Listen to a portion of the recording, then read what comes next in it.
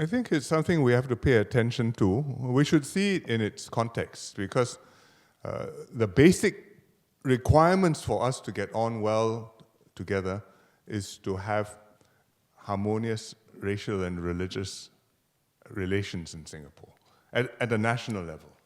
And going back to very fundamental things, we are one people regardless of race, language, and religion.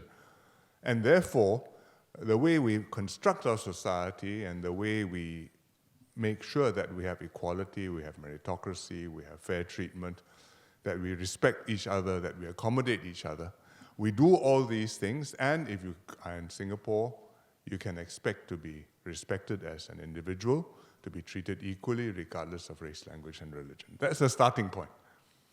If you don't have that, then I can be very polite to you in person, but you will feel it's a very unjust society. And it's like that. It can be like that in a lot of places. But I think generally we've got things right, but at the same time, at the personal level, we have to make sure that we interact with each other with respect and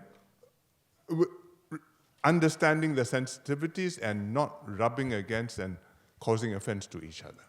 And that's where the question of casual racism comes in. I think if you look at the incidents we've had over the last few years, people using, just scolding others on the basis of race or religion, or people sometimes having a conflict and they decide to post something intemperate and makes everybody agitated.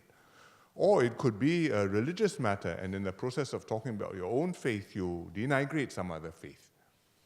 I think when this happens, we have to express disapproval, and if it's done with ill intent, we have to be quite firm to come down and to put it down.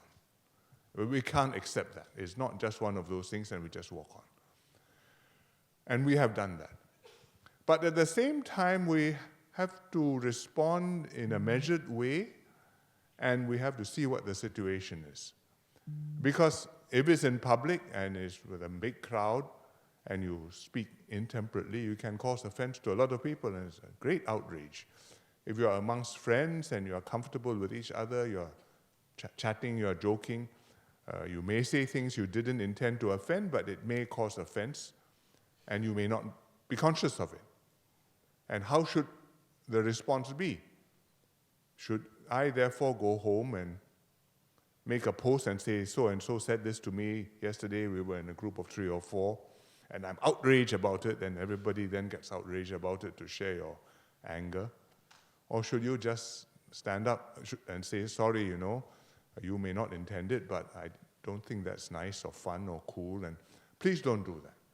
And in that process, get to understand each other better, and therefore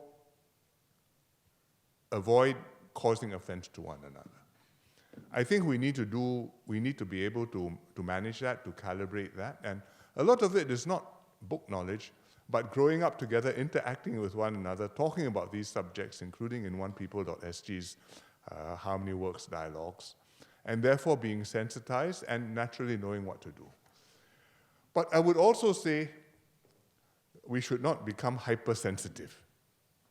Because if you look at what's happening in Western countries, there's a mood now where you're so careful about not saying anything which may cause offense to anybody. And sometimes they even say, I'm going to say something which you may be unhappy, so if you don't want to hear me, please leave the room before I say it. And then life becomes very tiring.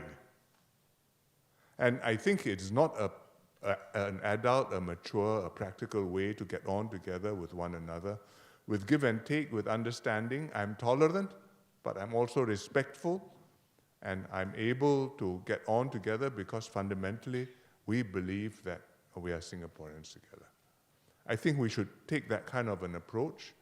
And will the problem go away? Probably never completely, but should we keep on working at it? Answer is yes, of course.